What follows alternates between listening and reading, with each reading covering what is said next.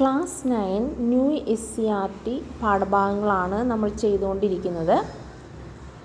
ഇന്നത്തെ ഓഡിയോയിൽ ചാപ്റ്റർ 6 വിലയും വിപണിയും, ജോഗ്രഫി ഭാഗത്ത് നിന്നും ചാപ്റ്റർ 6 വിലയും വിപണിയുമാണ് ഇന്ന് നമ്മൾ ഓഡിയോയിൽ ഡിസ്കസ് ചെയ്യുന്നത്. ചാപ്റ്ററിലേക്ക് കിടക്കാം. മനുഷ്യൻ്റെ നിലനിൽപ്പിന് ഒഴിച്ചുകൂടാനാവാത്ത ആവശ്യങ്ങളാണ് വായു, ജലം, ആഹാരം, വസ്ത്രം, പാർപ്പിടം. ഇവ അടിസ്ഥാന ആവശ്യങ്ങൾ അഥവാ പ്രാഥമിക ആവശ്യങ്ങൾ ആണെന്ന് പറയാം. സന്തോഷകരമായ ജീവിതത്തെ സഹായിക്കുന്ന, നമ്മുടെ ജീവിതാഭിലാഷങ്ങൾ നേടിയെടുക്കാൻ സഹായിക്കുന്ന ആവശ്യങ്ങളെ ആഗ്രഹങ്ങൾ എന്ന് പറയുന്നു. ഉൽപാദന പ്രക്രിയയിൽ ഉപയോഗിക്കുന്ന ഘടകങ്ങളെ നിവേശങ്ങൾ അഥവാ ഇൻപുട്ട് എന്ന് പറയുന്നു. നിവേശങ്ങൾ ഉപയോഗിച്ച് നിർമ്മിക്കുന്ന വസ്തുക്കളെ ഉൽപ്പന്നങ്ങൾ എന്ന് വിളിക്കുന്നു. നിവേശങ്ങളെ ഉൽപ്പന്നങ്ങളാക്കി മാറ്റുന്ന പ്രക്രിയയാണ് ഉൽപാദനം. ഇനി എന്തൊക്കെയാണ് നിവേശങ്ങൾ? യന്ത്രങ്ങൾ, കെട്ടിടങ്ങൾ, സംഘാടനം, ഭൂമി, ഇവയൊക്കെയാണ് നിവേശങ്ങൾ. ഒരു നിശ്ചിത കാലയളവിൽ ഉൽപാദന പ്രക്രിയയിൽ ഉപയോഗിച്ചിട്ടുള്ള നിവേശങ്ങളും നിർമ്മിക്കപ്പെടുന്ന ഉൽപ്പന്നങ്ങളും തമ്മിലുള്ള സാങ്കേതിക ബന്ധമാണ് ഉൽപാദനം. അപ്പോൾ എന്താണ് ഉൽപാദന ധർമ്മം? അതായത് നമ്മൾ നിവേശങ്ങൾ ഉപയോഗിച്ച് ഉണ്ടാക്കുന്ന ഉൽപ്പന്നങ്ങൾ തമ്മിലുള്ള സാങ്കേതിക ബന്ധമാണ് ഉൽപാദന ധർമ്മം. അപ്പോൾ ഇതിൽ Q = ഫങ്ഷൻ ഓഫ് NIKO എന്ന് പറയാം. Q എന്ന് വെച്ച് കഴിഞ്ഞാൽ മൊത്തം ഉൽപ്പന്നത്തിൻ്റെ അളവാണ്, N ഭൂമിയാണ്, L Q = function of NLKO ആണ്. Q മൊത്തം ഉൽപ്പന്നത്തിൻ്റെ അളവാണ്, N ഭൂമിയാണ്, L തൊഴിൽ അല്ലെങ്കിൽ അധ്വാനമാണ്, K മൂലധനമാണ്, O സംഘാടനമാണ്. നിവേശങ്ങളെ രണ്ടായി തിരിക്കാം: സ്ഥിര നിവേശങ്ങളും അസ്ഥിര നിവേശങ്ങളും. അതെന്താണ്? ചുരുങ്ങിയ കാലയളവിനുള്ളിൽ എല്ലാ നിവേശങ്ങളുടെയും അളവിൽ മാറ്റം വരുത്താൻ കഴിയില്ല. ഇത്തരത്തിൽ ചുരുങ്ങിയ കാലയളവിനുള്ളിൽ അളവിൽ മാറ്റം വരുത്താൻ കഴിയാത്ത നിവേശങ്ങളെ സ്ഥിര നിവേശങ്ങൾ എന്ന് വിളിക്കുന്നു. അതിനുദാഹരണമായിട്ട് ഭൂമി, എക്സാമ്പിളായിട്ട് പറയുന്നത് ഭൂമിയാണ്. അപ്പോൾ അതായത് ഈ ഭൂമി അല്ലെങ്കിൽ അത് ഒരു സ്ഥിര നിവേശമാണെന്ന് പറയാം. എന്തെങ്കിലും ഒരു ഇൻഡസ്ട്രി സ്റ്റാർട്ട് ചെയ്യുമ്പോൾ നമുക്ക് ആവശ്യമായിട്ട് വരുന്ന ഒരു സ്ഥിര നിവേശമാണ് എന്ത്? ഭൂമി. ചുരുങ്ങിയ കാലയളവിനുള്ളിൽ തൊഴിൽ, മൂലധനം തുടങ്ങിയ നിവേശങ്ങളുടെ അളവിൽ വ്യത്യാസം വരുത്തിക്കൊണ്ട് ഉൽപാദനം വർദ്ധിപ്പിക്കാൻ കഴിയും. ഇത്തരത്തിലുള്ള നിവേശങ്ങളെയാണ് അസ്ഥിര നിവേശങ്ങൾ എന്ന് പറയുന്നത്. അതായത് നമുക്ക് ഒരു തൊഴിലാളികളുടെ എണ്ണത്തിൽ മാറ്റം വരുത്താം, ശമ്പളത്തിൽ മാറ്റം വരുത്താം. ഇതിനെയൊക്കെ നമുക്ക് എന്തെന്ന് പറയാം? അസ്ഥിര നിവേശങ്ങൾ എന്ന് പറയാം. അടുത്തത് ഹ്രസ്വ ദീർഘകാല ഉൽപാദന ധർമ്മം. ഉൽപാദന പ്രവർത്തനം ഹ്രസ്വകാലത്തിലും ദീർഘകാലാടിസ്ഥാനത്തിലും വ്യത്യസ്തമായി നിർവചിക്കപ്പെടുന്നു. ഒരു ഉൽപാദന സംരംഭത്തിലെ ഉൽപാദന പ്രക്രിയയിൽ ഏതെങ്കിലും ഒരു നിവേശമെങ്കിലും സ്ഥിരമായി നിൽക്കുന്ന സമയത്തെ സമയപരിധിയെ ഉൽപാദന ധർമ്മം എന്നും എല്ലാ നിവേശങ്ങളും ഉൽപാദന പ്രക്രിയയിൽ മാറുന്ന ഘട്ടത്തെ ദീർഘകാല ഉൽപാദന ധർമ്മം എന്നും, അതായത് ഏതെങ്കിലും ഒരു നിവേശമെങ്കിലും സ്ഥിരമായി നിൽക്കുന്ന സമയത്തെ അല്ലെങ്കിൽ ആ സമയപരിധിയെ ഹ്രസ്വകാല ഉൽപാദന ധർമ്മം എന്നും എല്ലാ നിവേശങ്ങളും ഉൽപാദന പ്രക്രിയയിൽ മാറുന്ന ഘട്ടത്തെ ദീർഘകാല ഉൽപാദന ധർമ്മം എന്നും നിർവചിക്കപ്പെടുന്നു. മനുഷ്യൻ തൻ്റെ ആവശ്യങ്ങൾ നിറവേറ്റുന്നതിനായി സാധനങ്ങളും സേവനങ്ങളും വാങ്ങി ഉപയോഗിക്കുന്നതിനെ ഉപഭോഗം എന്ന് പറയുന്നു. വില കൊടുത്തോ കൊടുക്കാമെന്ന കരാറിലോ സാധനമോ സേവനമോ വാങ്ങി ഉപയോഗിക്കുന്ന ആളാണ് ഉപഭോക്താവ്. ഉപഭോക്താവിൻ്റെ സംതൃപ്തിയാണ് എല്ലാ സാമ്പത്തിക പ്രവർത്തനങ്ങളുടെയും പ്രധാന ലക്ഷ്യം.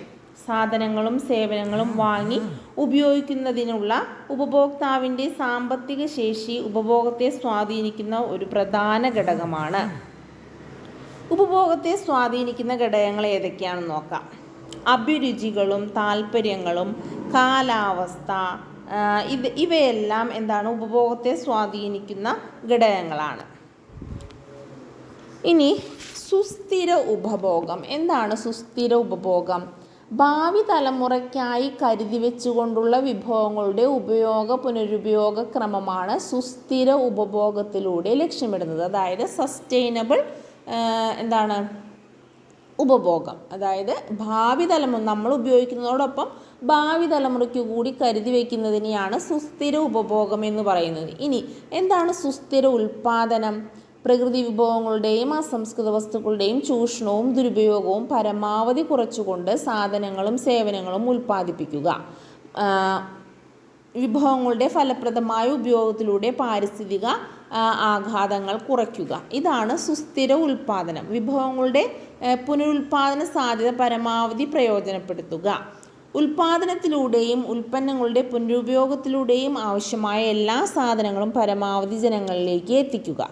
ഊർജ്ജ സംരക്ഷണം പരമാവധി ഉറപ്പുവരുത്തുക. സുരക്ഷിതമായ തൊഴിലിടവും തൊഴിലാളികളുടെ സുരക്ഷിതത്വവും ഉറപ്പുവരുത്തുക. ഇനി അടുത്തത് സുസ്ഥിര വികസനം. ഭാവി തലമുറയുടെ ആവശ്യങ്ങളെ തൃപ്തിപ്പെടുത്തുന്നതിന് വിട്ടുവീഴ്ച വരുത്താതെ ഇപ്പോഴത്തെ തലമുറയുടെ ആവശ്യങ്ങൾ നിറവേറ്റുന്ന വിധത്തിലുള്ള വികസനമാണ് സുസ്ഥിര വികസനം. അപ്പോൾ നമ്മൾ സുസ്ഥിര ഉപഭോഗം എന്താണെന്ന് പറഞ്ഞു, സുസ്ഥിര ഉൽപ്പാദനം എന്താണെന്ന് പറഞ്ഞു, സുസ്ഥിര വികസനം എന്താണെന്ന് പറഞ്ഞു. എന്താണ് സുസ്ഥിര വികസനം എന്ന് വെച്ച് കഴിഞ്ഞാൽ ഭാവി തലമുറയുടെ, ഇനി വരാൻ പോകുന്ന തലമുറയുടെ ആവശ്യങ്ങൾ കൂടി മുന്നിൽ കണ്ടുകൊണ്ട് വേണം നമ്മൾ ഇപ്പോഴത്തെ തലമുറയുടെ ആവശ്യങ്ങൾ നിറവേറ്റാൻ. അങ്ങനെ നിറവേറ്റുന്ന വികസനം, അത്തരത്തിലുള്ള വികസനത്തിനെയാണ് നമ്മൾ സുസ്ഥിര വികസനം എന്ന് പറയുന്നത്. വരും തലമുറയ്ക്ക് അവരുടെ ആവശ്യങ്ങൾ നിറവേറ്റാനുള്ള കഴിവിൽ കുറവ് വരുത്താതെ ഇന്നത്തെ തലമുറ അവരുടെ ആവശ്യങ്ങൾ നിറവേറ്റുന്ന സമീപനമാണ് സുസ്ഥിര വികസനം എന്ന് ഐക്യരാഷ്ട്രസഭ ബ്രഡ്ലാൻഡ് കമ്മീഷൻ റിപ്പോർട്ടിൽ പറയുന്നുണ്ട്. ഇനി സുസ്ഥിര വികസന ലക്ഷ്യങ്ങൾ എന്തൊക്കെയാണെന്ന് നോക്കാം. ഇത് ഈ അടുത്ത കാലത്ത് PSC പരീക്ഷകളിൽ സ്ഥിരമായി ചോദിക്കുന്ന ചോദ്യമാണ്. സുസ്ഥിര വികസന ലക്ഷ്യങ്ങൾ ഐക്യരാഷ്ട്രസഭ മുന്നോട്ട് വെച്ച 14 ലക്ഷ്യങ്ങളുടെ സഞ്ചയമാണ് 17 ലക്ഷ്യങ്ങളുടെ സഞ്ചയമാണ് സുസ്ഥിര വികസന ലക്ഷ്യങ്ങൾ എന്നറിയപ്പെടുന്നത്. 2015 പ്രഖ്യാപിച്ച ഈ ലക്ഷ്യങ്ങൾ 2030 നേടിയെടുക്കാനാണ് ഐക്യരാഷ്ട്രസഭ ലക്ഷ്യമിടുന്നത്. ഈ 17 ലക്ഷ്യങ്ങൾ ഏതൊക്കെയാണെന്ന് നോക്കാം. 1. ദാരിദ്ര്യ നിർമ്മാർജ്ജനം. 2. വിശപ്പില്ലാത്ത അവസ്ഥ. 3. നല്ല ആരോഗ്യവും ക്ഷേമവും. 4. ഗുണമേന്മയുള്ള വിദ്യാഭ്യാസം. 5. ലിംഗസമത്വം. 6. ശുദ്ധമായ വെള്ളവും പൊതുശുചിത്വവും. 7. താങ്ങാവുന്നതും ശുദ്ധവുമായ ഊർജം. 8. മാന്യമായ തൊഴിലും സാമ്പത്തിക വളർച്ചയും. 9. വ്യവസായം നവീകരണം അടിസ്ഥാന സൗകര്യം. 10. അസമത്വം ലഘൂകരിക്കൽ. 11. സുസ്ഥിര നഗരങ്ങളും സമൂഹങ്ങളും. 12. ഉത്തരവാദിത്വ ഉപഭോഗവും ഉൽപ്പാദനവും. 13. കാലാവസ്ഥാ പ്രവർത്തനം. 14. ജലത്തിനടിയിലെ ജീവൻ. 15. കരയിലെ ജീവൻ. 16. സമാധാനം, നീതി, ശക്തമായ നിയമ സ്ഥാപനങ്ങൾ. 17. ലക്ഷ്യങ്ങൾ കൈവരിക്കാനുള്ള പങ്കാളിത്തം. അപ്പോൾ ഇങ്ങനെ 17 ലക്ഷ്യങ്ങളെയാണ് നമ്മൾ സുസ്ഥിര വികസന ലക്ഷ്യങ്ങൾ എന്ന് പറയുന്നത്. ഇത് പഠിക്കേണ്ടതാണ്. ഇനി അടുത്തത് ഉൽപാദകരും ഉപഭോക്താക്കളും തമ്മിലുള്ള ബന്ധം. ഇവർ തമ്മിലുള്ള പരസ്പര ബന്ധം സാധ്യമാകുന്നത് വിപണിയിലൂടെയാണ്. അതായത് ഉൽപാദകർ സാധനങ്ങളും സേവനങ്ങളും ഉപഭോക്താക്കൾക്ക് കൊടുക്കുന്നു. അങ്ങനെ ഉൽപാദകന് ഉപഭോക്താക്കളിൽ നിന്ന് ഉൽപാദന മൂല്യം ലഭിക്കുന്നു. ഇനി ഉപഭോക്താക്കൾ ഉൽപാദകർക്ക് തൊഴിൽ പ്രദാനം ചെയ്യുന്നു. അപ്പോൾ ഉൽപാദകർ ഉപഭോക്താക്കളിന് വേതനം കൊടുക്കുന്നു. അടുത്തത് വിപണി, മാർക്കറ്റിൻ്റെ സവിശേഷതകൾ എന്തൊക്കെയാണെന്ന് നോക്കാം. ഉൽപ്പന്നങ്ങൾ വാങ്ങുന്നവരും വിൽക്കുന്നവരും അവിടെ ഉണ്ടായിരിക്കും. സാധനങ്ങളുടെ വില അവിടെ നിശ്ചയിക്കപ്പെടുന്നു. വാങ്ങുന്നവർക്കും വിൽക്കുന്നവർക്കും തുല്യ പ്രാധാന്യമാണ്. ഉൽപ്പന്നങ്ങൾ തിരഞ്ഞെടുക്കാനുള്ള അവസരമുണ്ട്. വിപണന തന്ത്രങ്ങൾ നിലനിൽക്കുന്നു. വില നിർണ്ണയം. ഇതൊക്കെയാണ് വിപണിയുമായി ബന്ധപ്പെട്ട സവിശേഷതകൾ. ഇനി അടുത്തത് വില നിർണ്ണയം. വിപണിയിൽ എങ്ങനെയാണ് വിപണിയിൽ വില നിർണ്ണയം നടക്കുന്നത്?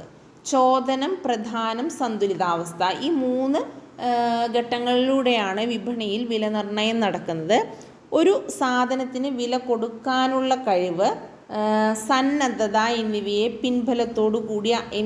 പിൻബലത്തോടു കൂടി ആഗ്രഹത്തെ ചോദനം എന്ന് പറയുന്നു. അതായത് ചോദനം എന്ന് വെച്ചാൽ എന്താണ്?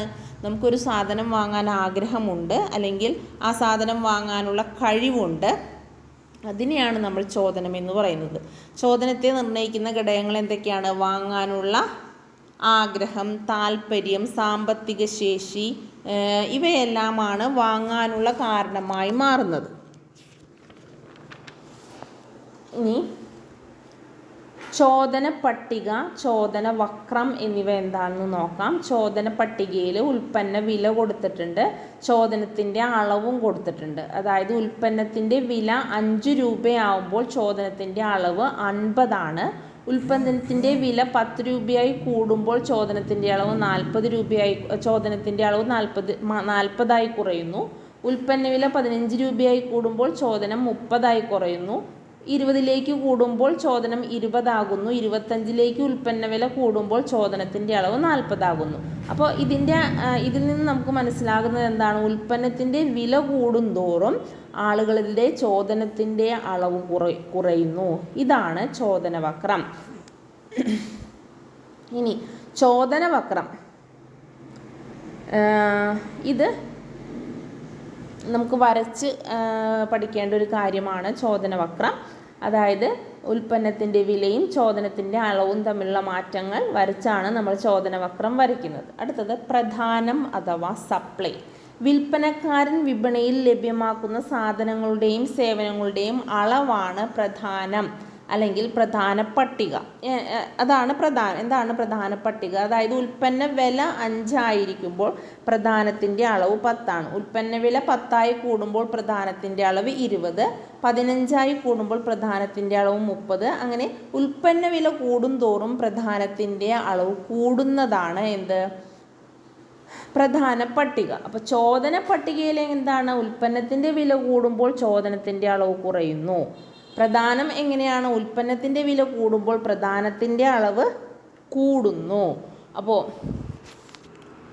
ഇനി പ്രധാന വക്രമുണ്ട്. നമ്മൾ ഉൽപ്പന്ന വിലയും അതേപോലെ തന്നെ പ്രധാനത്തിൻ്റെ അളവും 2 ആക്സിസിലായി എഴുതിക്കൊണ്ടാണ് പ്രധാന വക്രം വരയ്ക്കുന്നത്. ഇനി അടുത്തത് സന്തുലിത വില അല്ലെങ്കിൽ ഇക്വിലിബ്രിയം പ്രൈസ് എന്താണെന്ന് നോക്കാം. വിപണിയിൽ ചോദനത്തിൻ്റെയും പ്രധാനത്തിൻ്റെയും പരസ്പര പ്രവർത്തന ഫലമായാണ് ഒരു ഉൽപ്പന്നത്തിൻ്റെ വില നിശ്ചയിക്കപ്പെടുന്നത്. ചോദനവും പ്രധാനവും തുല്യമാകുന്ന അവസ്ഥയിൽ നിൽക്കുന്ന വിലയെ സന്തുലിത വില എന്ന് പറയുന്നു. അതായത് വില കൂടുമ്പോൾ ചോദനം കുറയുന്നു, വില കൂടുമ്പോൾ പ്രധാനം കൂടുന്നു. ഇവ രണ്ടും, അതായത് വില 5-ൽ നിന്നൊരു 15-ലേക്ക് വരുമ്പോൾ ചോദനം 30 ആവുകയും പ്രധാനവും 30 ആവുന്നു. അങ്ങനെ ഒരു ഇക്വിലിബ്രിയം പ്രൈസിലേക്ക് എത്തുന്നു. ചോദനവും പ്രധാനവും തമ്മിൽ ഇക്വിലിബ്രിയം ആകുന്നത് വില 15 രൂപയാവുമ്പോഴാണ്. ഇതിനെയാണ് നമ്മൾ സന്തുലിത വില അല്ലെങ്കിൽ ഇക്വിലിബ്രിയം പ്രൈസ് എന്ന് പറയുന്നത്. വിപണിയിൽ ചോദനവും പ്രധാനവും തുല്യമാകുന്ന അവസ്ഥയെ സന്തുലിതാവസ്ഥ എന്ന് പറയുന്നു. ഇനി വിപണന തന്ത്രങ്ങൾ എന്തൊക്കെയാണെന്ന് നോക്കാം. Discount, rebate, e-commerce, online store, ഗുണമേന്മയുള്ള ഉൽപ്പന്നങ്ങളുടെ വിപണനം, ഇതൊക്കെയാണ് വിപണന തന്ത്രങ്ങളായി നമുക്ക് പറയാവുന്നത്. വില നിയന്ത്രണം വിപണിയിൽ കേരളത്തിലെ പൊതുവിതരണ കേന്ദ്രങ്ങൾ, ന്യായവില സ്റ്റോറുകൾ, സപ്ലൈകോ തുടങ്ങിയ പൊതുജനക്ഷേമം മുന്നിൽ കണ്ട് പ്രവർത്തിക്കുന്ന സ്ഥാപനങ്ങളാണ്. റബ്ബർ, തേങ്ങ, നെല്ല് എന്നിവയ്ക്ക് ഗവൺമെൻറ് താങ്ങുവില നിശ്ചയിക്കുന്നു. വിപണിയിൽ ഇടപെടലുകൾ നടത്തി ന്യായവിലയ്ക്ക് വിനിമയം സാധ്യമാക്കുകയും ഉൽപ്പാദകരുടെയും ഉപഭോക്താക്കളുടെയും താൽപ്പര്യം സംരക്ഷിക്കുകയും ചെയ്യുക എന്നതാണ് വില നിയന്ത്രണത്തിൻ്റെ പ്രഥമ ലക്ഷ്യം. ചില കാർഷിക ഉൽപ്പന്നങ്ങൾക്ക് സർക്കാർ നിശ്ചയിച്ചിട്ടുള്ള ഏറ്റവും കുറഞ്ഞ വിലയാണ് മിനിമം താങ്ങുവില. കർഷകരിൽ നിന്ന് നേരിട്ട് ഉൽപ്പന്നങ്ങൾ വാങ്ങി സംഭരിച്ചും ന്യായമായ മിനിമം താങ്ങുവില കാർഷികോൽപ്പന്നത്തിന് പ്രഖ്യാപിച്ചും കർഷകരെ നഷ്ടത്തിൽ നിന്ന് സർക്കാർ സംരക്ഷിക്കുന്നു. ഇനി അടുത്തത് ഡിജിറ്റൽ മാർക്കറ്റിംഗ്. ഡിജിറ്റൽ മാർക്കറ്റിംഗ് എന്ന പദം 1990-ലാണ് ഉപയോഗിച്ചു തുടങ്ങിയത്. ഇത് online marketing, internet marketing, web marketing എന്നും അറിയപ്പെടുന്നു. അപ്പോൾ ഇത്രയുമാണ് 6ാമത്തെ ചാപ്റ്ററിൽ നമുക്ക് പഠിക്കാനുള്ളത്. Thank you.